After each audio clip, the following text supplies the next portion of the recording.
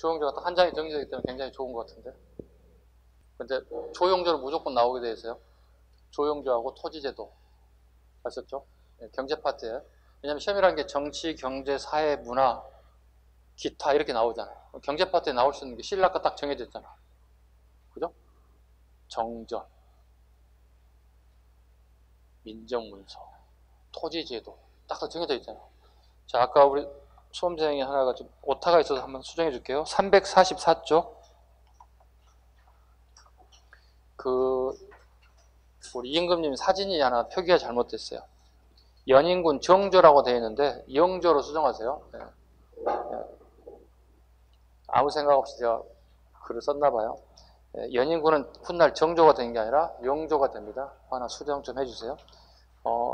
이렇게 영조도 자꾸 정조 같이 잡아주면 되는데 영조 시기의 젊은 모습을 하나 표현하고 싶어서 같이 집어넣었던 것들인데 제가 깜빡 실수해서 타이핑이 잘못됐습니다. 하나 같이 잡아주시고요. 자, 이렇게 해서 어려운 부분 지나갔고요.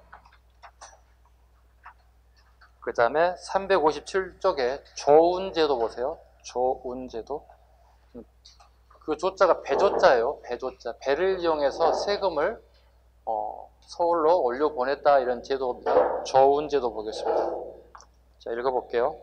현물 조세를 각지의 조창을 거쳐, 그러니까 지방의 세곡을 거둬들인 창고를 갖다 우리는 조창이라 불러요. 지방에 있는 창고를 조창이라 부르고, 자, 배를 이용해서 조운소를 이용해서 서울 경창까지, 오늘 한강이죠. 한강까지 운반하는 과정을 말합니다.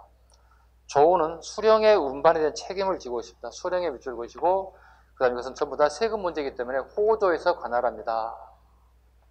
그 다음에 익류지역, 평안도, 함경도, 제주도 지역은 이 세곡은 경창까지 운반하지 않고 대신에 사신접대비 또는 국방비 등으로 현지에서 사용하게 됩니다. 이해됐죠? 단 공납은 익류가 적용되지 않습니다. 삼정의 총액제 수치, 비총제, 군총제, 이안제. 자, 부족한 세금을 각 지역별로 할당해서 비총제, 총액제를 정했다. 전쟁에 관련된 부분, 국방부에 관련된 부분, 군총제, 그다음에 항복에 관련된 부분, 이안제를 통해서 부족한 부분을 보완하기 시작했다. 다음 페이지 358쪽. 농서의 정리. 가끔 이런 게 디테일한 부분이 나왔을 때 여러분들이 힘들게 하는 부분이죠. 농서 갑니다. 농상집요. 그 상자가 뽕나무 상자라고 말씀을 드렸어요. 이렇게 눈이 잡으셔야 돼요. 원나라에 농서라는 거 우리나라가 만든 게 아니에요. 수입서예요. 원나라의 농서 충정왕 때 이암의 속에 의해서 뽕나무, 가실, 약초 등 10가지 재배 방법들이 소개되어 있다. 이게 최초의 우리나라의 농서입니다. 농상 집요. 농가 직설, 이건 세종대왕입니다. 세종대왕 하면 집현전 학자인 정초를 중심으로 보급되기 시작해서 보급되고 난 이후에 세금 제도가 바꿔졌죠. 10분의 1에서 공법으로 바뀌었습니다. 그죠? 연분 구승법, 전분 융투법으로 바뀌었던 가장 결정적인 농서가 농사 직설이고요. 농가 집성, 효종 때입니다. 신속이라는 사람이 중심이 돼서요. 목화재배법, 벼농사 소개법. 자, 여러 가지 책을 다 모았다 해서 모을 집자가 들어가 있어요. 모을 집자에 동그라미 쳐봐요. 농가 집성에서 모을 집자, 모든 걸 다 모았다. 그러면 봐봐요. 농사직설, 금양잡록, 사시찬요초, 그 다음에 구황찰료, 이런 모든 책들 다 모아서 합본해서 만든 게 농가 집성, 모을 집자 다 모았다. 359쪽 갑니다. 세도정치 갑니다. 세도정치.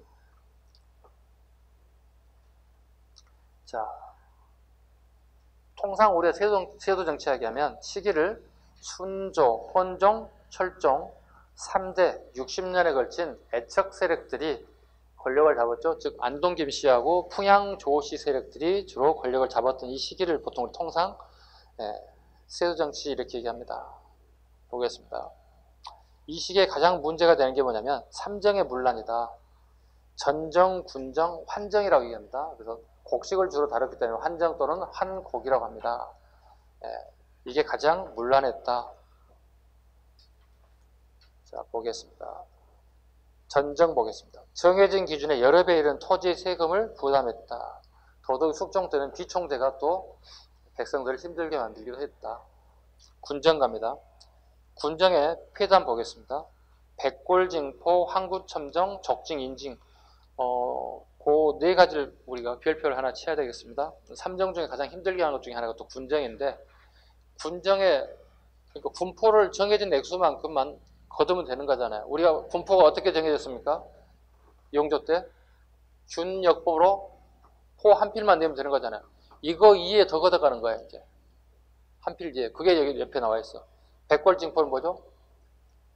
자, 정상적인 남자 몇 세부터 몇 세로 보고 있다가 방금 정남을 16에서 이렇게 보는 거잖아요. 이거 해봐야 만 15세밖에 안 되면 우리 나이 16세니까 이런 사람들에게만 세금을 걷어야 되는 거잖아요. 그죠? 근데 봐요. 백골증포, 죽은 사람이요. 뼈가 하얗게 됐다는 뜻이잖아요. 돌아가신 분이 백골증포는요. 죽은 사람의 뼈에다가 세금을, 죽은 사람이 어떻게 세금 내? 가족에다 물리는 것이 쉽게 얘기해서. 돌아가신 분. 항구첨장, 누르 항자예요. 입구자예요. 쉽게 해서 이빨이 누렇다는 뜻이에요. 어린아이를 얘기하는 거예요. 어린아이 16세가 되려면 아직 멀었잖아요. 15년을 기다려야 되잖아요. 이제 어린아이가, 남자아이가 태어났는데 여기에도 세금을 먹인다는 거예요. 그 다음에 적징. 우리 옆집에 작은아버지 사시는데 작은아버지가 세금 못 내서 도망쳐버렸어. 야간 도주했어. 그 세금을 내가 내야 돼. 이웃집에 아저씨가 한 분 계셔. 친하게 지내는 분이 계셔. 근데 이 아저씨가 세금 내기 힘들다고 도망가 버렸어. 내가 내야 돼. 다 부당하죠. 다 부당한 세금을 내는 게 분포예요. 그래서 백골징포, 항구첨정, 그 다음에 적징, 인징. 다 부당한 분포에 대한 징수. 항곡 갑니다. 항곡 중에 가장 힘들게 하는 게 있습니다. 보겠습니다. 지방, 중앙, 폐담. 항곡 부분에 오른쪽 옆에다 하나 적겠습니다. 항곡은 기본적으로 원금에다 저리의 이자를 갚는 것이 가장 기본적인 거죠. 그 이제 공무원들이 개입되기 시작하면서 이제 무리하게 세금을 더 많이 걷어가는 게 문제겠고요. 또 항곡 중에서 가장 또 큰 문제가 옆에다 하나 적습니다. 늑약입니다.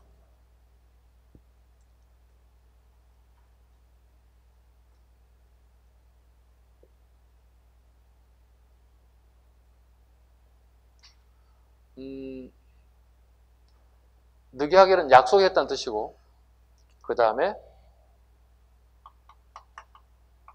늑대라고 해볼까요?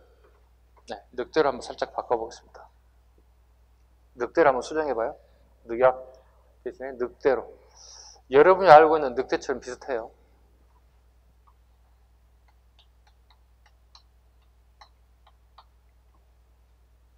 강제로 곡식을 빌려줬어.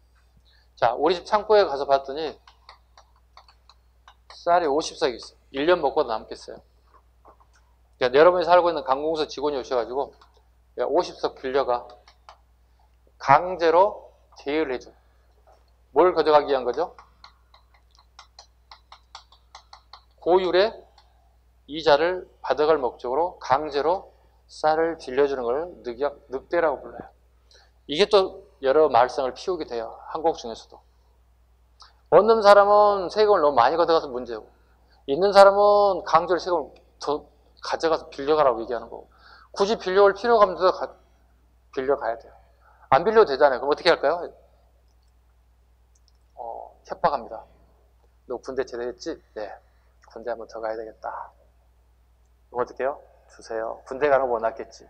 이상한 방법으로 협박을 해서 강제로 쌀을 빌려주고 강제로 고율의 이자를 걷어가는 방식을 많이 취했습니다. 넘깁니다.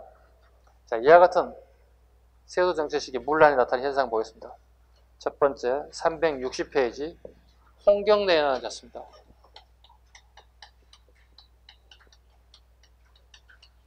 세도 정치가 문란하죠.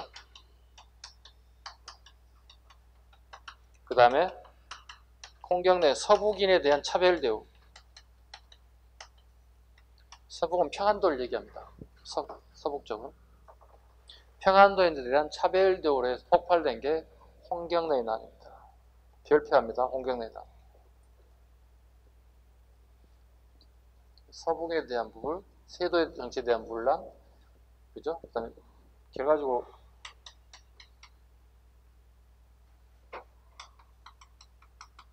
이 시기에는 사회의 모순점들이 이제 폭발하는 시점이라고 보시면 돼요. 예, 이게 홍경래입니다.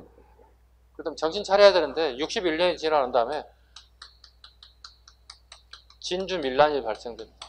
진주 밀란. 그 밑에 거 보세요. 진주 밀란 나와있죠. 같은 말로 이 시기는 임술년이었어요. 임술년? 아니야. 이런 년 쓰면 안 되겠다. 네, 진주 밀란으로 갈게요. 자, 임술 농민봉기라고 하긴 하는데 그냥 통상 진주 밀란으로 잡을게요. 그냥. 자, 진주 지역 바로 이쪽인 단성, 오늘날의 경상남도 산청, 지리산 바로 밑에 산청에 출발했던 것들이 결과적으로 진주 전체로 다 퍼져나갔어요. 단성을 중심으로 진주로 여기서 밀란이 발생했다. 근데 이게 진주 지역만의 문제가 아니라 전국적인 문제였다. 전국적으로 퍼져나가기 시작했다. 진주 밀란의 핵심 이유는 항곡이 문제입니다. 삼정 중에서 전쟁군역 항공 중에서 항곡이 가장 큰 문제였다 보시면 아주 쉽게 한번 얘기해 볼까요? 자, 이런 진주 지역에 창고가 있는데요. 쌀이 1000석 정도 있다고 생각해 봐요. 그런데 다음 달 중앙정부에서 감사가 내려오겠대요. 감사가 내려오겠대요. 그러면 장부상의 1000석과 실제로 1000석이 동일하면 문제가 없는 거지. 아무 문제 없잖아요. 그죠? 근데 장부에는 1000석이 기록되는데 창고에는 텅 비어있어. 아무것도 없어. 그럼 감사 나오면 100% 깨지는 거 아니야? 속된 말로? 이거 전부 다 애들 해고당하는 거 아니야? 그렇잖아요. 정부 돈 빼먹어서 또 잘리는 거지 이거. 그럼 이 사람들이 할 수 있는 방법은 뭘까요? 1000석을 메꿔야 될 거 아니야. 여기 털어먹은 애들이 메꾸면 되는 거잖아. 순리대로 가면 되는 거잖아. 근데 이 순리를 안 지켜. 누구의 거 뺏어다 바치는 거야? 농민의 곡식들을 빼어다가 다 채우는 거야. 그럼 농민들은 어떻게? 원성이 커지겠지. 하물며 이런 기록이 나온다고. 오늘 저녁 밥을 지게 쌀을 씻고 있어. 씻어야 밥을 할 수 있으니까. 이거마저도 빼앗아 강탈해 갔다. 이렇게 표현하고 있어. 원성이 커지겠죠. 이 터져 나오는 게 진주 밀란이에요. 특히 전정, 분정, 항곡 중에서 여기는 삼정이 물란이 틀린 얘기는 아닌데 그 중에서도 항곡의 문제가 가장 심각했다. 자, 끝에 결과 봅니다. 안핵사를 파견했다. 안핵사 밑줄 긋습니다. 안핵사. 그 다음에 옆에 삼정 이정청 밑줄 긋습니다. 안핵사가 여기에 볼 때 항상 나오는 게 안핵사라는 게 나오고요. 그 다음에 삼정 이정청이 나오겠습니다. 안핵사란 지방에 밀란이 발생했을 때 A라고 하는 지역에 밀란이 발생했을 때 A 지역에 여기 C 지역 또는 B 지역의 지방간을 A 지역에 급할래, 파견래. 그리고 이 A 지역의 상황이 어떠한지 그 다음에 어떤 대안을 제시해야 될지를 갖다가 이걸 왕에게 보고하는 역할을 해주는 게 일종의 왕에 보고하고 그 다음에 수습책을 얘기하는 자리가 안핵사예요. 마찬가지죠. 진주 밀란 때 당연히 안핵사가 등장할 수밖에 없어요. 네. 우리 동학 때도 등장해요. 동학 때도 안핵사가 등장하죠. 누가요? 다음 시간에부터 해야 할 거예요. 이용태라는 사람이 등장한다고. 동학은 전주 지역을 중심으로 일어나는 운동인데 그 옆에 장흥부사였던 이용태가 안핵사로 와서 수습을 해요. 근데 수습을 하는 게 아니라 수습을 더 망쳐놨어요. 이용태가. 동학교들 잡아다 처벌하고 강경책을 펼쳤어요. 얼레고 달래고 해야 되는 게 안핵사들이 할 일인데 잘못된 선택들. 안핵사가 파견됐다.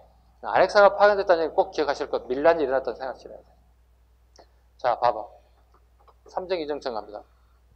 자, 삼정의 문란이라고 그랬죠. 진주 밀란의 원인은요. 그 중에서도 삼정 중에서 아까 뭐가 문란했다고 그랬죠? 항곡이 문란했죠. 이상한 짓 했잖아요. 그죠? 지네끼리 다 털어먹고 그 채우는 거 다 농민의 쌀 빼서 채우는 방법을 택했잖아요. 당연히 밀란이 일어날 수밖에 없죠. 삼정 이정초입니다. 삼정이 문란하기 때문에 이정청 바로잡겠다는 뜻이야. 삼정 이정청을 설치했어. 이걸 바로잡겠다고. 근데 삼정 이정청에 누가 들어가야 돼? 관리가 있어야만 바로잡을 거 아니야, 그지? 이렇게 보면 돼.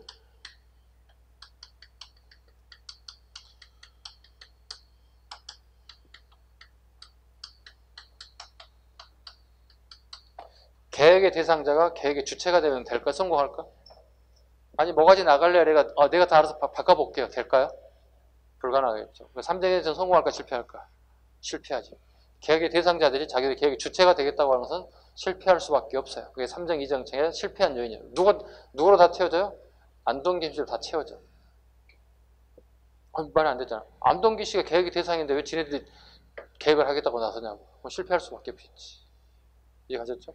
아니, 결과적으로 보면 진주밀란의 이유가 뭐겠어요? 매간 매직이야. 근본적인 원인은. 근본적인 원인은 매간 매직이에요. 국가기관에서 매간 매직 관리를 다 팔았잖아. 속된 말로 시장 군수가 한 7억, 8억, 요즘 말로 한 사람이야. 요즘 돈으로. 도지사 14억에서 15억. 돈만 있으면 어떻게? 공부 잘하고 못하고 관계없이 도지사 되고 시장 군수 되는 시절이야. 자, 내가 8억 주고 10억 주고 진주 목사로 왔어. 10억 찾아야 돼, 안 찾아야 돼? 내가 뭐 자선 사할 거야? 10억이나 주고 진주 목사하면 뭐 할 거야?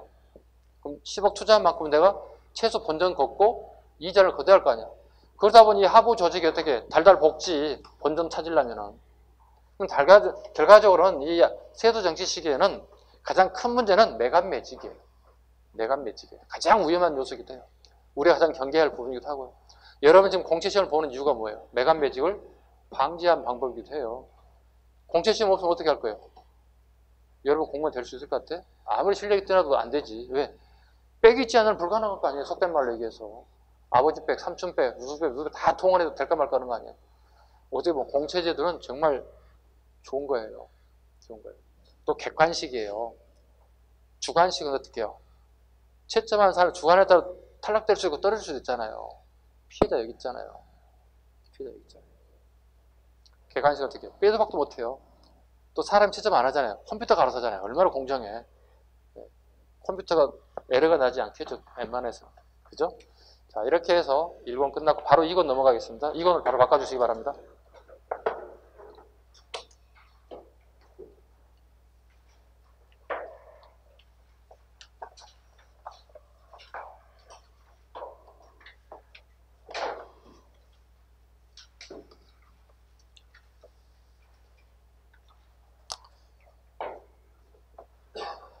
책이 2권으로 되어 있죠.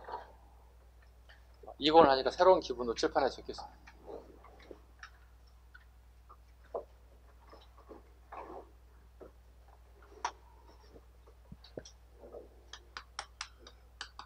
이건 보겠습니다.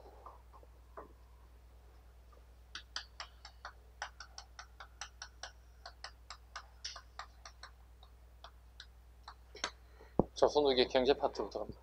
자, 첫 번째 가겠습니다. 농업의 발달. 배경, 모내기법입니다. 모내기 밑줄 긋습니다. 농기구, 그 다음에 12법. 12법은 이제 탭이 만드는 것이 발달된 거죠. 그 다음에 재언, 그 다음에 보, 저수지. 다 물과 관련되어 있습니다. 물을 비축할 수 있는 장소들이죠. 그 다음 모내기법의 도입과 영향 부분에 보겠습니다. 두 번째 줄, 배와 볼이 이모작이 가능했다. 이모작이 밑줄 그어볼까요? 이모작. 단위 면적도 곡물 생산량이 증가했다. 이모작 보겠습니다.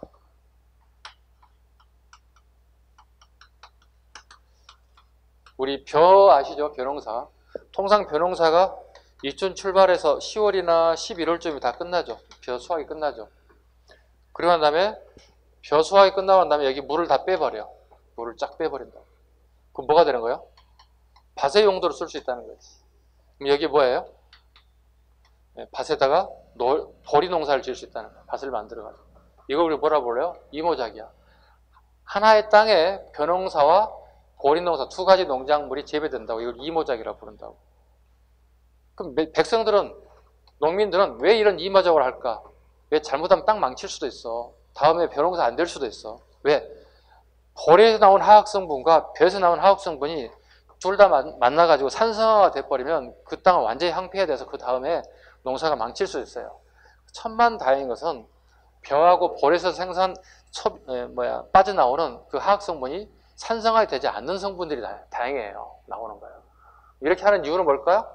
생산량을 증가시켜서 곡식량을 증가시키는 목적도 있고, 두 번째 이유가 또 있어요. 정작 중요한 목적은 여기 있어요. 보리는요, 보리는 조세 징수의 대상이 아니에요. 쉽게 해서 세금 안 낸다는 뜻이에요. 아니 봐봐, 조용조였잖아. 그 조자 갖고 무슨 조자로 했어? 표조자잖아. 보리 조자는 없어 세상에. 그지? 보리 맥은 있어. 그지? 그래서 음료수가 맥콜이라는 음료수가 있잖아. 그지? 보리로 만든 음료수라는 뜻이 되는 거잖아. 이거 목적이에요. 조세 징수 대상이 아니에요. 보리농사.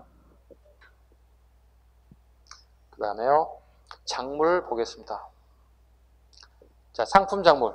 대동법 영향으로 상품 경제가 발전합니다. 팔 수 있는 물건이 막 생산되는 거예요. 그 대표적인 게 뭔가요? 목화, 그 다음에 담배, 약재, 인삼, 이와 같은 상품 작물들이 만들어져요. 돈 되는 작물들이요. 그 다음에 기근에 대비해서 구황 작물도 나옵니다. 고구마와 감자 등이 재배됐다. 자, 물어봅니다. 고구마는 언제 들어왔어요? 임진왜란 전후에 들어왔어요? 그죠? 어디서 들어왔어요? 고구마? 일본. 감자는 언제 들어왔어요? 감자는 19세기에 들어왔어요. 어디서 왔어요? 청에서 왔어요. 그래서 감자를 이렇게 얘기해요. 이렇게 해서 외우세요. 북감자, 또 지방 사투리에서 북감자 이렇게 표현해요. 다 지방별로 조금 틀린 명칭을 써요. 북감자 또는 북감자 이런 표현을 써요. 감자는 일단 기본적으로 청나라에서 왔습니다. 북쪽이니까. 청이겠죠. 고구마. 일단 이렇게 구분하시기 바랍니다. 들어온 장소가 달라요. 시간도 다르고. 그거 하나 살짝 구분해 주시고. 자, 수공업 가겠습니다. 수공업의 발달 그랬습니다. 수공업의 발달. 민영 수공업. 개인이 물건을 만들어 판매하는 게 발달되었다. 그 다음에 장인의 생산이 활동적이었다. 자, 국가의 세금 납부 시 자유롭게 물품을 생산 가능, 국가 사업이나 행사에 필요할 때 임금을 주고 장인을 고용하기도 하였다. 생산 방식의 변화. 둘째 줄에 선대제 밑줄 긋습니다. 선대제 밑줄 긋습니다. 선대제. 좀 이따 설명할게요.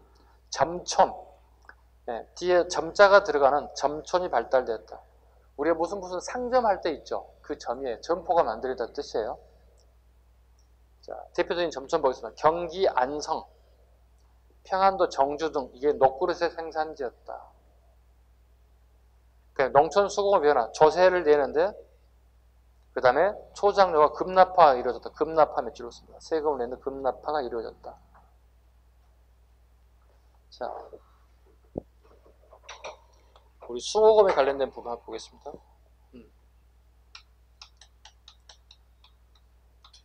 수공업의 발전사를 한번 볼게요.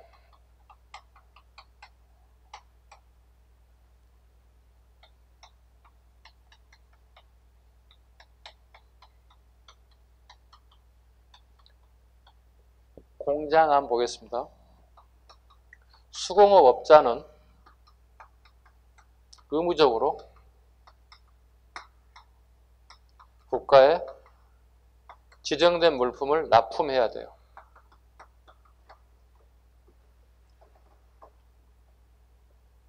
공장 안이란 말은 무슨 말이냐? 수공업을 중심으로 수공업을 통해서 먹고 사는 생활을 영위하는 사람들, 즉 수공업자들의 명부라고 보면 돼요. 수공업자들의 어떤 명부가 있다면 이걸 공장 안이라 불러요. 자, 수공업자가 여기는 예를 들어서 한 100명이 있다. 그 100명에게 수공업자들에게 각자 자기가 만든 특징 있는 물건들을 만드는 사람들 모였을 거 아니에요. 그죠? 이 사람들에게는 의무적으로 국가의 물품을 납부할 의무가 있습니다. 그럼 국가에서 이 사람은 생계를 책임져 주느냐? 책임져 주지 않아요. 그럼 이 사람들은 뭐 할까요? 별도의 물건을 만들어서 시중에 내다 판매하고 그리고 거기에 이익금이 있으면 이걸 가지고 생활을 영위해요. 아니 그러면 수공업자가 미쳤어요? 봉이잖아요. 이 제도가 이래요. 제도가 이렇습니다. 대신에 이 사람들의 혜택은요. 뭐가 있을 것 같아요? 혜택? 군역이 면제돼요. 예, 국가의 군역은 면제돼요. 대신에. 군대 안 가는 것보다 얘는 혜택이 없어요.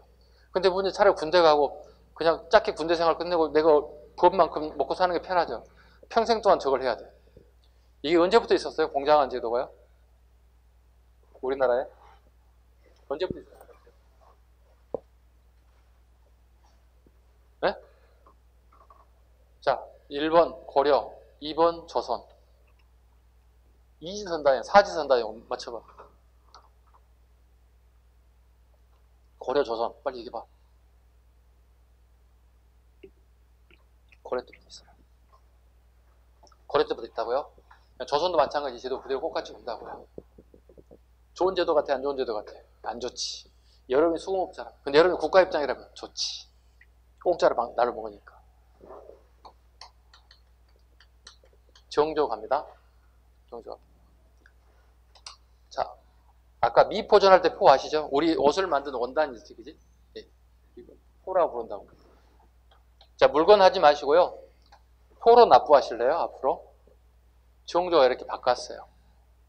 자, 이거 국가에 납부만 탈탈 털어봤더니 얼마쯤 됐어요? 아, 한 10만 원 됐어요. 아, 그래요? 10만 원에 해당 상응하는 포로 납부하세요. 이렇게 얘기했어요. 그렇다면 수공업자가 하나, 두 가지를 해야만 먹고 살았지. 그지? 근데 두 가지 할 필요 없이 이제 하나의 제품을 만들어서 판매하고 10만 원만 바치면 되는 거야. 그럼 얼마인지 자기는 생산활동과 판매활동만 중점을 두게 되면 되는 거지. 훨씬 더 좋아졌지. 그럼 정조는 왜 이렇게 됐을까? 정조쯤 되면은요, 대동법이 완전 꽃을 피워요. 상품화 작물이 막 넘친다고요. 자, 여러분이 공장 아니라면 돈 땡전 한 번 받지 못하는 물건, 여러분이 살고 있는 관공서에다가 바치면 좋은 거 바치겠어요? 그냥 대충 만들어 숫자 채우겠어요? 숫자 채우죠. 대신에 시중에 파는 내 고객들, 단골 고객들한테는 싸구려 팔 수 있어요? 손님 떨어질 일 있어요? 맛보기 할 장사꾼이 어디 있어요? 고객, 단골 계속 잡아야 되잖아요. 좋은 물품을 내줘주잖아요. 이런 물품이 나와. 그랬더니 관공서 직원들이 납품하는 물건 써보니 이틀 만에 고장나. 시중에 갔더니 1년에서도 멀쩡해. 관공서 근무하는 사람들 어떻게 다 시중에 새로운 거 사다가 쓰다고. 그럼에도 불구하고 이런 제도가 계속 있었다는 거야. 납부장 제도를 통해서 이런 제도가 개선되기 시작했다. 그런데 여기에 관공서는 이 물품의 수요는 지속적이었다는 거예요. 수요가 계속 있었다는 거예요. 누군가 계속 이 물품을 납품해주길 바란다는 거예요. 이걸 뭐라 불러요? 아까 우리 대동법 실시기 전에 백성들 세금을 대신 내준 사람 있죠. 특산물. 그 사람은 뭐 박납업자라고 얘기했잖아요. 박납업자 꼭 같은 역할을 하는 사람이 공인이에요. 공인이요. 이걸 정부에다가 납품해 주는 거야. 일종의 중간 도매상이야. 요즘 지금 중간 도매상들. 근데 이 사람은 물품을 만드는 수공업자는 아니잖아. 도매상이잖아. 그래서 어떻게 해요? 이 사람들에게 자, 요 물건 좀 만들어 주실 수 있겠어요? 이번에 한 1000개가 필요한데요. 이렇게 얘기한다고요. 만들어 드리죠. 그런데요. 먼저 해야 할 게 있습니다. 이거 해주세요. 그럽니다. 자, 1000개 만들려면요. 저 혼자 못 만들어요. 이 기간 동안에. 그 다음에 재료를 사야 돼요. 재료 사려면 돈이 없어요. 근데 이거 선대잖아요. 먼저 대금을 주시면 안 되겠어요? 왜? 안전을 담보해야 되잖아요. 1000개 주문했어. 그 공이 쫄딱 망해가지고 물건 안 가지면 어떡해? 누구 망할 일 있어요? 담보를 하나 만들어야 될 거 아니야. 선대자 먼저 돈 주세요. 그리고 납품해 드릴게요. 이게 선대지 수공업이 드디어 발달해요. 네. 그리고 이렇게 가요. 이렇게 가는 체제를 갖춰 가는 거예요. 선제 숭업이요. 자, 물건을 만들면 어떻게 해야 돼요? 국가에다 바로바로 납품하는 게 아니잖아요. 창고에다가 어떻게 해야 돼? 보관해야 할 거 아니야. 그지? 창고에 이런 보관해. 이런 물품을 다 보관해. 왜? 여러 가지 종류의 물건들이 다 보관될 거 아니에요. 그리고 난 다음에 여기 공인들이 물건을 하나, 둘 이렇게 시중에 한번 팔아봤어. 시중에 판매됐더니 상품이 좋다고 잘 팔려. 잘 팔리기 시작한 거야. 야, 이 사람들을 뭐라 부르죠? 이걸 도고라 불러요. 도고라 불러요. 즉, 상업 또는 중간 도매에 관련된 부분이 이제 아장아장 걷기 시작했어요. 즉, 자본주의의 출발점이 시작되기 시작했다는 거예요. 이걸 또 뭐라 불러요? 중도아적 성격이다 이렇게 불러요. 이 아자가 어린아이 아자를 써요. 네. 어린아이가 어떻게 처음 걸음마 시작할 때 아장아장 걷잖아요. 그리고 넘어지고 또 걷고 이러잖아요. 그러면서 잘 걷게 되잖아요. 그래서 이런 사람들 중도아적 성격이다 이렇게 표현을 얘기해요. 지금 흐름 잘 잡아야 돼요. 지금 단답식으로 공인이 뭐예요? 도구가 뭐예요? 물어보면 저한테 나중에 물어보면 안 돼 이거. 이걸 잘 메모해서 흐름 순서 잘 잡아야 돼. 공장안, 납포장, 공인, 도고. 봐. 이렇게 하다 보니 돈이 돼, 안 돼? 되지? 야, 돈 되겠는데? 이게 어떻게, 돈이 계속 불잖아, 이렇게. 그럼 사람이 봐봐요. 내가 원하는 목표치를 넘어가면 어떻게 해요? 뭔가가 있을 거야, 새로운 거 있을 거야. 그거 개발하고 싶어 할 거 아니에요. 그게 이제 뭐예요? 여러분이 알고 있는? 사상이에요. 개인이 장사가 시작되는 거야. 비즈니스가 이제 요즘 얘기하는 비즈니스 단계로 올라가는 거예요. 부산에 한번 출발해서 부산에 가면 동네라는 곳이 있어요. 내상이 드디어 나타나요. 내상은 주로 일본과 거래를 하기 시작해요. 봐요, 이제 국제적인 오퍼상이 등장하기 시작했어요. 자, 부산에서 물건 한 사람이 당연히 서울도 있겠지. 서울이 가장 인구가 많은데 서울은 한강을 중심으로 사람들이 많이 퍼져 살아요. 한강은 서울의 강이라는 의미를 가지고 있어요. 이걸 경강상인이라고 불러요. 경강상인이라고 불러요. 한강을 중심으로 엄청나게 많은 사람들이 몰려들어요. 주로 이 사람들은 숙박업. 사람 많은 거 숙박업 잘 됩니다. 그 다음에요. 서울에 이거 잘 됩니다. 둘 다. 숙박업, 요식업 다 지금도 잘 됩니다. 숙박업, 요식업. 그 다음에요. 화물선을 운반하는 것. 화물선을 통해서 운반하는, 즉 좋은 업들이 발달돼요. 똑같잖아요. 지금 현재. 사람을 운반하나 사물을 운반하나 다 교통수단, 먹고 자고 하는 거 다 이게 다 서울이 발달돼요. 인구 많은 데는. 얘나 지금 똑같아. 그래서 여러분들 이런 얘기하면 안 되지만 내가 사업을 하고 싶어요. 그럼 서울에다 해. 뭘? 이거 하면 돼. 사람 많은데 먹고 자고 쓰는 거 제일 잘 돼. 그거에 할 게 없어. 특별한 기술이 있지 않는 한은 이거 성공 확률이 훨씬 높다 봐야지.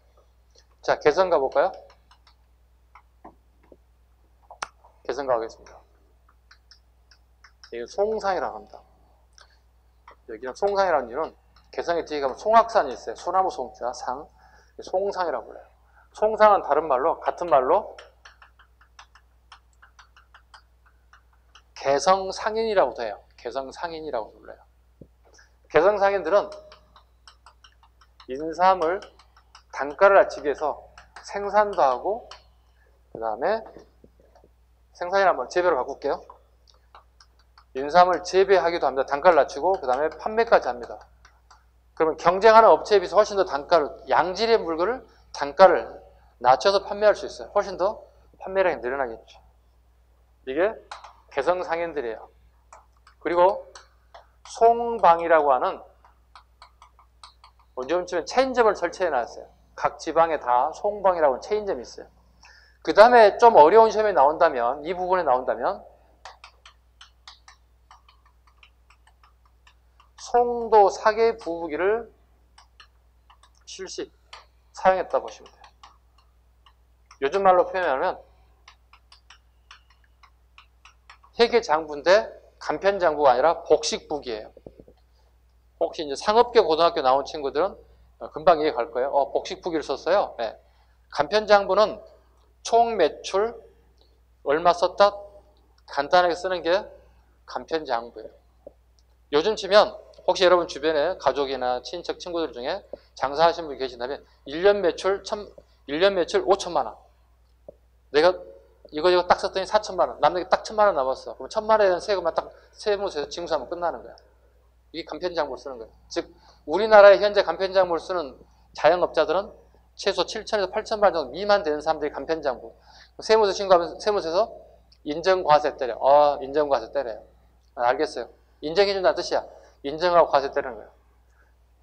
반대되는 게 복식부기예요. 8천만 원 이상의 매출을 올리는 가게들은 하루 수입과 지출 모두를 다 기록해야 돼. 예를 들어 식당이라면 재료가 얼마만큼 오늘 들어왔다. 재료가 10만 원 들어왔다. 오늘 수익은 30만 원이다. 그럼 20만 원 남았지. 거기 알바비가 5만 원 나갔다.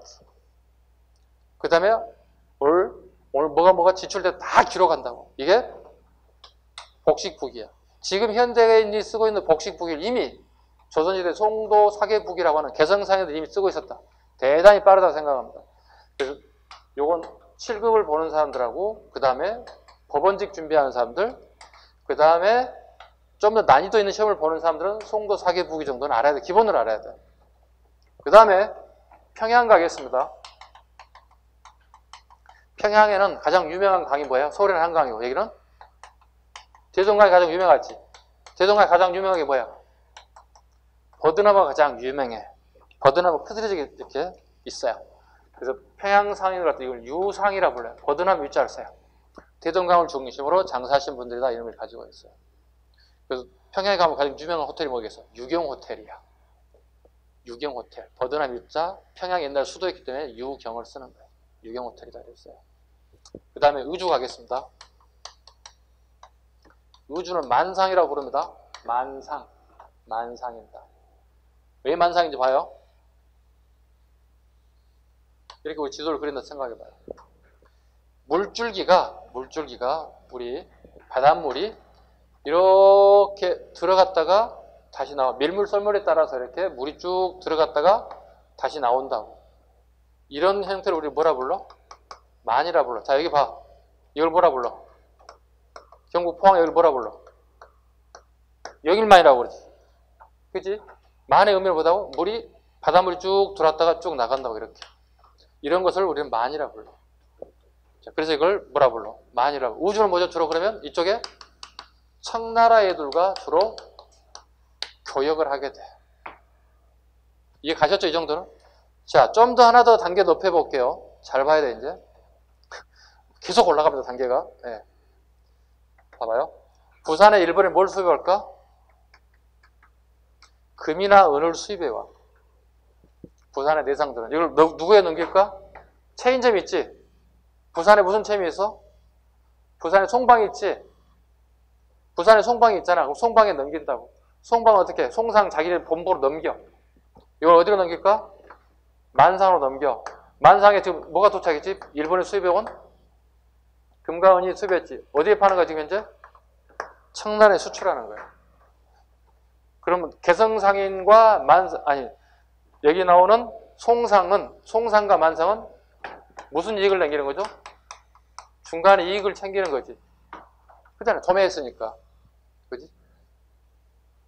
그럼 도대체 청나라는 도대체 왜 금과 은이 수입되고 있을까? 알아야지. 왜 수입되고 있을까? 봐. 청나라에 은이 사용량이 증가되고 있어. 은이 사용량이 증가되고 있다는 얘기는 상업이 잘 발달되는데 중국의 합파를 갖다가 확 깎였어요. 가치가 깎였어요. 자, 봐. 자, 선생님 먹고 있는 생수 봐봐. 선생님이 오늘 1,000원 주고 사왔어.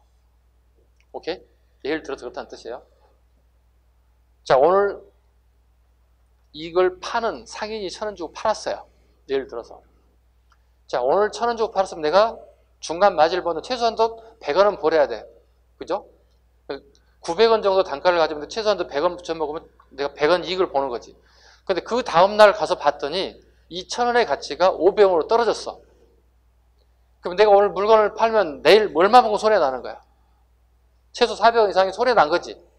자, 그럼 어떤 장사꾼이 오늘 물건 팔고 내일 아침에 손해나는 장사를 하겠냐고. 그죠? 봐요. 그럼 화폐의 가치가, 돈의 가치가 올라가서 떨어졌어. 떨어졌잖아.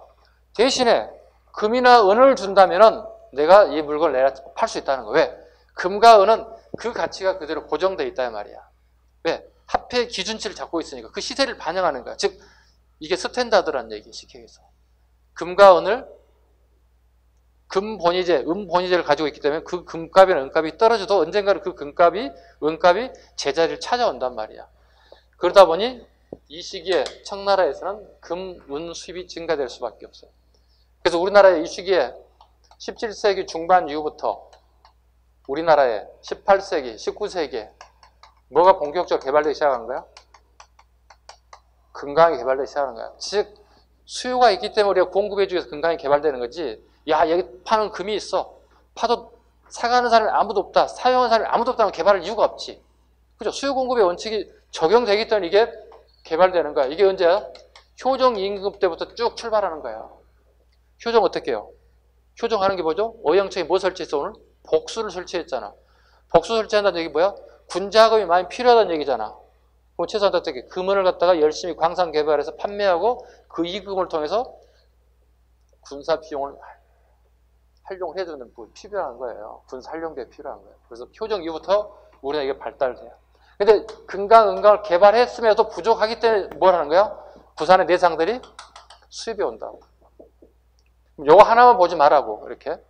어디까지 가야 되는 거야? 청나라의 상황까지 같이 연계되면 어떻게, 아, 오늘 이 수입인지 알겠어요. 이해 가야 된다는 거예요. 강압까지 다 맞춰버렸어요. 강압에 365조에 박수로 갑니다. 15세기. 국가지경. 사적경영 통제 말 그대로 16세기 사채를 잠시 허용 17세기 중엽 효정에 밑줄 긋습니다. 효정 때 광산 개발에 설정 수세를 거뒀습니다. 설치했습니다. 점포를 그리고 세금을 거뒀습니다. 수세. 금강, 은강 경영을 허가하고 대가로 수세를 거뒀고 국가의 재정을 확보하고 청가의 무역을 활성화할 목적이었습니다. 이 비용을 어디에 쓴다고요? 오영청의 복수 설치 그 비용으로 감당하고 싶어 해요. 훨씬 더 이해 빨라졌죠? 단답형 외우는 것보다. 18세기 중엽 합법적인 민간 채광이 활성화되었다. 그 다음에 별장제, 수령제 봐봐. 별장제 밑줄 긋고 수령제 밑줄 긋어봐. 영조 때. 별장제, 수령제.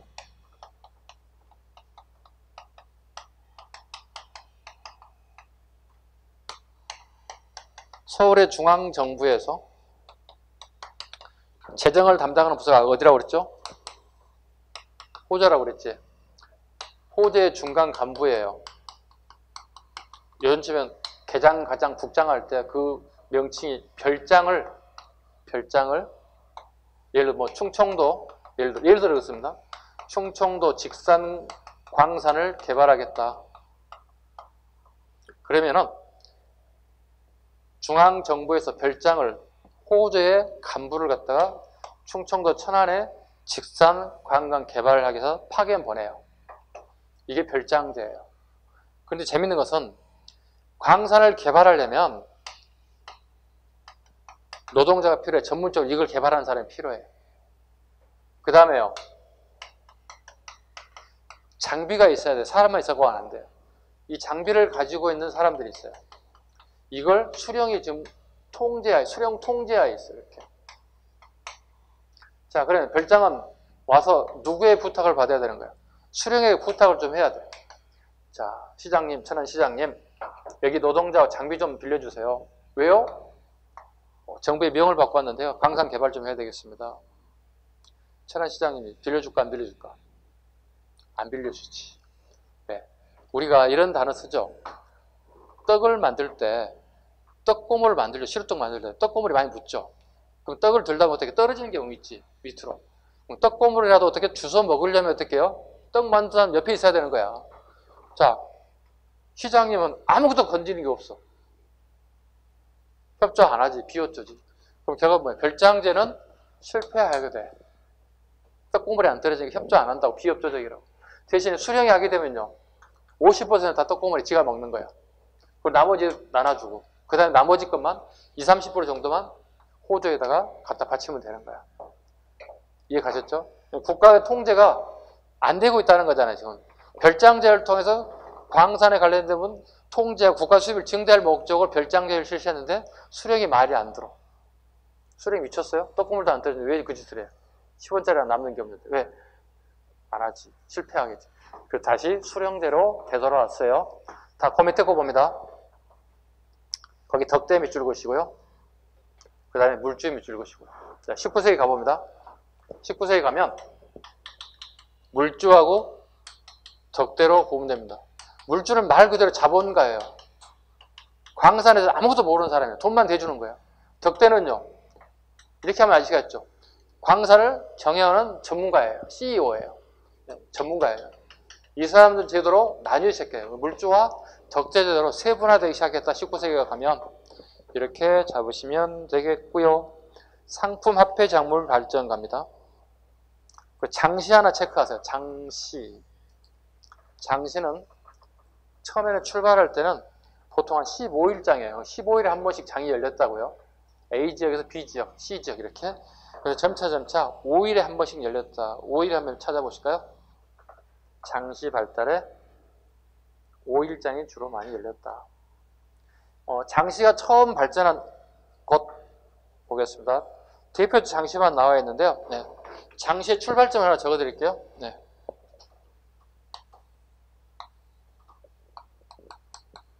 장시의 출발점. 여기는 안 계시겠지만 혹시 이제 방송을 통해서 보신 분 계신다면 우리 동네가 장시 출발점이야 이렇게 얘기할 수 있는 분이 계실 수 있어요. 네, 여기가 장시의 출발점이에요. 살짝 적어놔요. 여기다가 전라남도 무안군이 요즘에 무안의 양파 가장 유명하죠. 우리나라에 한 70%가 여기 생산된다니까. 네, 여기 출발했던 것들입니다. 자, 대표적 장시 서울 부근의 칠패, 이현, 송파, 누원, 전라도, 전주, 경상도, 대구, 안동, 강화도 이런 장들이 활성화되었다. 넘깁니다.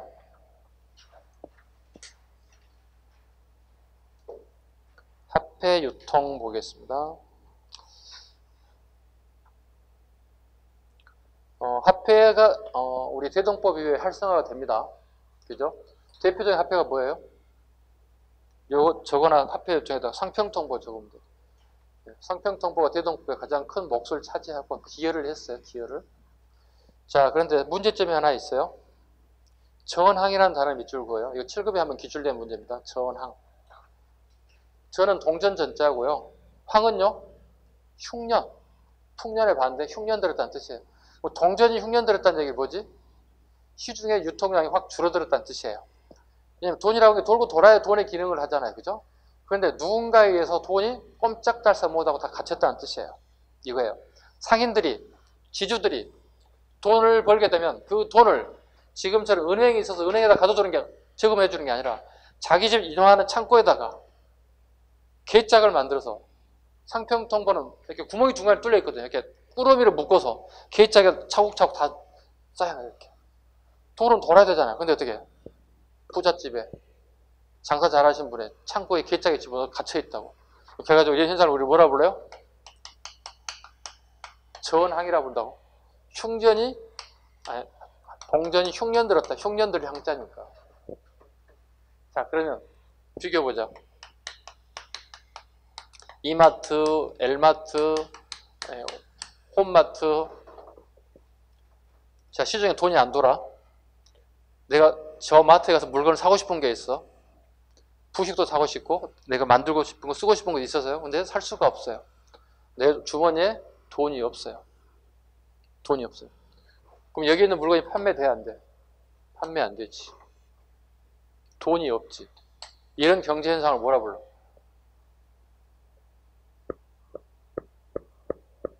마트에 물건은 쌓여 있는데 소비자가 물건을 안 사. 돈이 없어서. 인플레이션, 디플레이션, 스태그플레이션. 네? 뭐라고 하냐고. 뭐라고 불러? 아니 마트에 물건이 쌓여있는데 물건이 안 팔린다니까? 내가 호주머니에 돈이 있어서 사고 싶어서 살 수가 없다니까? 그리고 호주머니에 돈이 있는데 돈이 갑자기 뚝 떨어져 살 것도 없다니까? 디플레이션.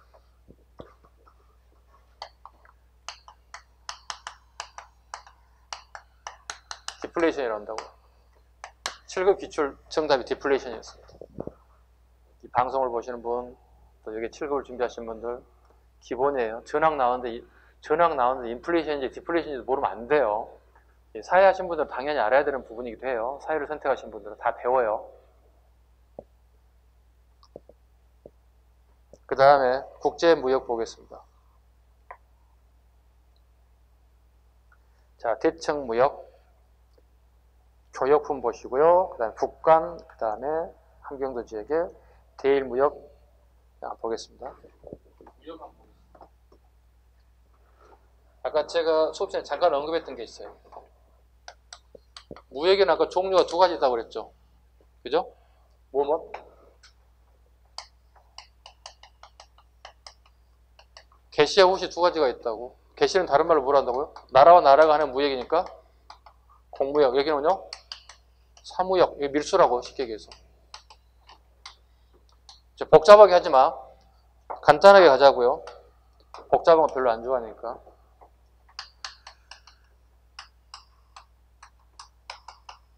경원, 해령, 청나라와 조선이 이 지역은 공무역 개시하는 것이라고. 국가와 국가 간에 하는 거라고. 우주. 압록강 건너면 되죠, 이제. 저기죠. 여기. 책문. 압록강 건너는 도시가 책문이에요. 책문이에요. 압록강 건너기 전에 우주예요. 구분 잘 해보자고요. 우주 갑니다. 공무역 플러스 사무역이 이러죠. 왜? 압록강을 살짝만 건너면 어떻게 돼? 밀수할 수 있다는 뜻이잖아요. 얘나 지금은 별거 없지. 북한애들 똑같아 보시면 돼. 책문 갑니다. 책문은 사무역의 중심지. 자, 하나, 둘, 세 개만 잡아보자고요. 지역 잡아보자고요. 공무역, 사무역 잡아보자고요. 별거 아니에요. 이렇게 잡으면 돼. 무역은 두 가지 종류가 있다. 국가와 국가 간에 하는 공무역, 개시라고 합니다. 개인이 밀수하는 물건을 후시 또는 사무역이라고 합니다. 즉 청나라 대상으로 국가와 국가 간에 하는 개시 지역이 경원과 해령 지역이고요. 그 다음에 우주 지역도 마찬가지로 공무역의 중심지인데 원체 동네가 좋다 보니 밀수도 많이 빈번했다고요. 압록강만 건너면 되기 때문에. 그리고 압록강 건너 책문은 밀수를 하는 중심지가 됐었다고요. 요 한 서너 개만 좀 잡으면 돼. 간단하게 해결될 수 있어요. 그 다음에 거상들은 이미 했죠. 그죠? 내상, 경강상인, 송상, 평양, 의주 다 설명드렸습니다. 그 다음에 367페이지에 송도, 부계까지 설명드렸습니다. 필요하신 분은 읽어보시고 그 다음에 이미 송도, 사계, 부계는 이미 설명드렸습니다. 복식, 부기, 회계장부입니다. 복식, 부기, 21세기에서 쓰고 있는 복식장부를 이미 이 사람들이 18세기 이미 쓰고 있었다는 거 됐죠? 그 다음에 조선 후기의 사회 변동, 조선 후기 사회 변동. 자, 양반의 수가 증가되고 있다. 지금 368쪽.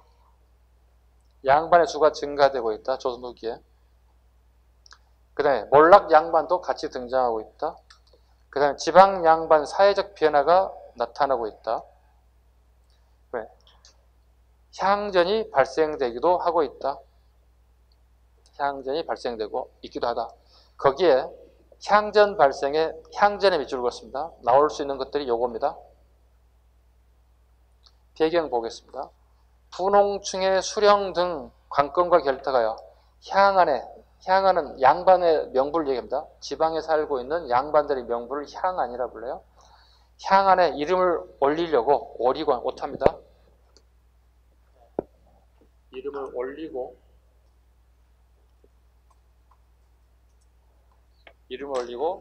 향해를 장악. 양반들의 모임을 향해라 불러요. 향해를 장악하고 정부의 부세제도 운영에 참여하고 향임직에 진출하고 전개, 기존 양반층이 반발이 일어나고 구향, 기존 제지사족과 신향의 갈등으로 향전이 발생했다. 거기 구향 밑줄을 긋고 별피합니다. 신향의 밑줄을 긋고 별피합니다. 자, 구향과 신향 보겠습니다.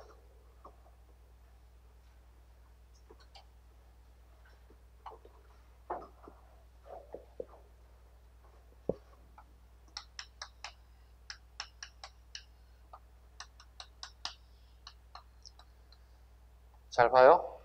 향자 체크해보죠. 향자 뭐죠? 고을이 향자예요. 우리 마을이에요. 우리 고을이에요. 구는요, 옛날이란 뜻이에요. 옛구자니까. 새로운 신자니까 새로운 우리 지역의 세력이라는 뜻이에요. 봐보겠습니다. 16세기 사림들이 등장하죠. 그죠? 사림이 등장해서 공부 열심히 해서 과거시험학교 중앙의 전기에 진출했죠. 그죠? 자, 이 사람이 16세기에 과거시험 볼 때 서울로 전부 다 이동했겠죠. 그럼 여기에는 김씨만 있는 게 아니고 여러 성들이 다 합격했어. 김씨, 이씨, 박씨, 최씨, 기타 모든 성들이 복합적으로 들어가 있다고요. 김씨, 이씨, 박씨, 최씨, 조씨, 홍씨, 뭐 기타 성 엄청나게 많은 사람들이 합격자 서울로 이동했다고 이렇게. 이런 사람들은 새로운 세력으로 등장했다고. 하나의 성이 아니지. 다를 자야. 다른 성씨들이 다 같이 모여서 한다. 이성 잡권 시기가 왔어. 이성. 18세기 봐봐요. 16세기, 18세기 봐봐요. 이 사람도 똑같이 과거 시험을 볼 때는 서울로 진출했어. 그럼 요 세력이 이렇게 오는 게 아니라 여기는 말 그대로 새로운 세력들이 여기 등장했다고. 새로운 세력들. 그럼 서울의 새로운 세력들 마찬가지로 물론 중복된 성도 있겠지만 성이야 같겠지만 전혀 다른 성격을 가진 사람들이 다시 이렇게 서울의 새로운 세력으로 움트기 시작했다고. 그럼 이 세력과 이 세력이 어떻게 붙어 안 붙어? 붙지. 우린 15세기, 16세기 세력이 붙는 걸 우리 뭐라 불렀어요? 사하라고 그랬지. 그죠? 그리고 훈구가 승리했지만 훈구가 자연도태돼서 사림이 권력을 잡았다고 그랬지. 그럼 16세기 사림이 세계가 된 거예요. 근데 18세기가 되면 전혀 새로운 세력이 들어온다고요. 왜? 16세기에서 18세기 넘어갔다는 건 무슨 얘기냐면 대동법이 실시 이후에 새로운 권력 재편이 일어났다는 뜻이에요. 기존의 기득권자들이 계속 권력을 잡는 것도 있겠지만 새로운 뉴 페이스들이 등장했다고요. 대동법 실시 결과 우리 집 돈이 넘쳐. 과거시험 열심히 시켜. 과거시험 학교에서 올라갔다고. 전혀 새로운 세력들이더라고 얘들은. 얘들하고 싸워. 일단 자본주의 얘들이 우선이야. 뛰어난 우선이. 아버지들이 부자들이야. 새로운 세력도 등장한다고. 그럼 이 세력들은 어떻게 돼? 깨갱하고 나웃된다고 이 세력들이. 그럼 이 세력들이 어디에? 갈 데가 없잖아. 어떻게 해야 돼 이 세력들은? 낙향한다고. 고향으로 되돌아간다고. 자, 우리 마을에 고향에 갔더니 선생님 마을에 고향에 갔더니 예를 들자면 경기도 예를 들어 뭐 일산에 갔어. 예를 들어 선생님 고향이 일산이라면 갔더니 우리 고향에 갔더니 우리 마을에 갔더니 전부 다 김씨야. 다 사촌, 오촌, 형님, 동생 다 뭐 당숙 다 이런 사람들이야. 그럼 이성 작가가 아니지. 여기 무슨 성만 다 살고 있는 거야? 동성만 다 살고 있다고. 동성 마을이 만들어진다고. 왜? 우리나라 전부 다 김씨만 사는 거야. 다 우리 가족 친지가 되는 거야. 이걸 구분하는 거야. 자, 결과적으로 뭐야? 요거 16세, 18세 이걸 뭐라 부르는 거야? 통칭해서 향전이라고. 구양과 신양이 싸웠다고. 혹시 봐봐요. 여러분 친가 쪽 또는 애갓집에 갔더니 시골에 갔더니 혹 그런 분이 계시나요? 오, 선생님 말이 맞아요. 제가 최씨인데 우리 동네 전부 다 최씨예요. 오, 선생님 말이 맞아요. 우리 동네 전부 다 우리가 박씨거든요. 우리 할머니 집 갔더니 오, 우리 집 할머니가 다 홍씨예요. 뭐예요? 물어보세요. 할머니들한테. 할머니, 우리 홍씨들이, 우리 박씨들이 이 마을에 사는 시점은 18세기부터 살고 계셨죠? 그거 어떻게 하냐? 귀신이네? 배웠어요. 국사 시간에. 이거예요. 됐죠? 이제 요거 하나 체크하세요. 농민층에 분화하겠습니다. 도조법 하나 체크합니다. 도조법의 확산.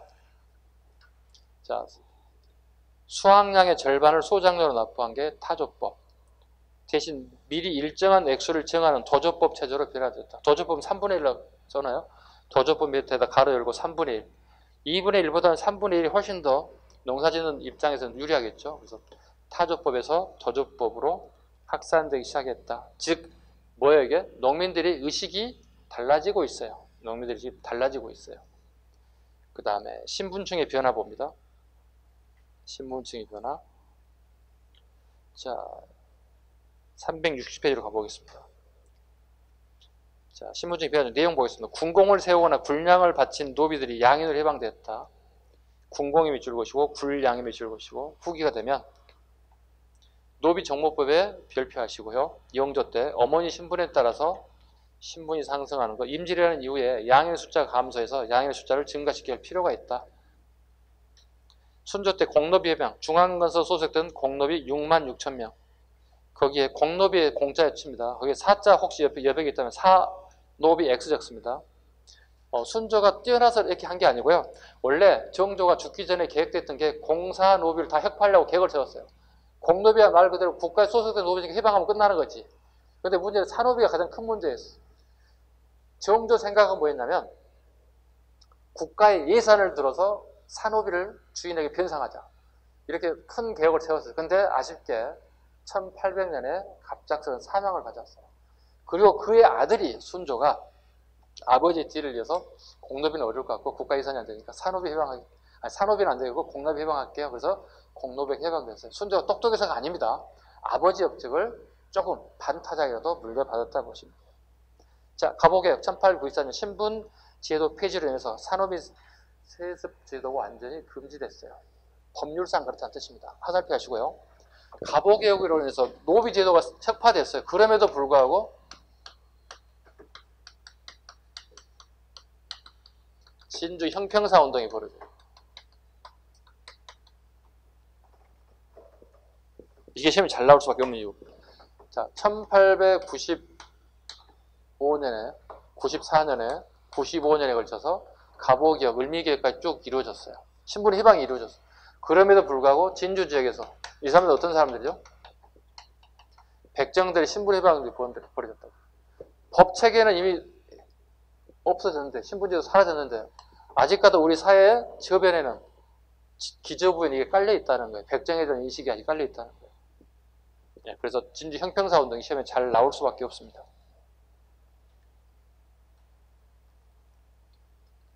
그 다음에 중간계층의 성장, 여기까지 하고 좀 쉬겠습니다. 맞아? 서울과 중인의 성장 보겠습니다. 서울 보겠습니다. 18세기 후반 관직에서 서울에 임명되었다. 그 대표적인 인물이 정조 때 유득공, 이덕무, 박제가, 서희수 등이 규장과 검사관에 임명됐다. 이걸 일명 서울 4인방이라 불러요. 서울 4인방 꼭 기억하셔야 돼요. 4인방. 이걸 또 뭐라 보죠? 부분호통이라 불러요. 부분호통. 이게 무슨 말이냐? 원래 서울들은 문과 응시가 불가능했다고요. 그런데 앞으로는 문과들도 서울들에게도 문과 응시를 할 수 있게끔 처음으로 부분호통이 일어났다고. 처음으로. 정조 때. 이게 완전한 호통이 일어나는 시기도 알아야 되겠죠? 안전하게 서울들에게 과거 시험 문과를 볼 수 있는 기회를 주는 시기는? 요 시기는? 어느 시기? 철종 알아야 돼. 기본이에요, 이거. 중인봅니다. 중인들도 이걸 요구했어요. 중인들도 요구했지만 중인들은 이거 허락이 떨어지지 않았습니다. 불호입니다. 그다음에 중인들이 주로 했던 역할을 보겠습니다. 역관, 통역관들이 요즘에 그 다음에 여기 기록되어 있는 의사들, 주로 의사라든가 역관들이 주로 중인 계급이었다. 그리고 이 중인들은 예래 문화 수용에 가장 선구적 역할을 했던 사람들이다. 그리고 조선 후기에 가장 인기 있는 직업 중에 하나가 역관이었어요. 그래서 역관 중에 역관이 되면 유리한 중에 중국을 청나라를 갈 수 있다는 거예요. 10명 중에 8명이 청나라 말을 못해.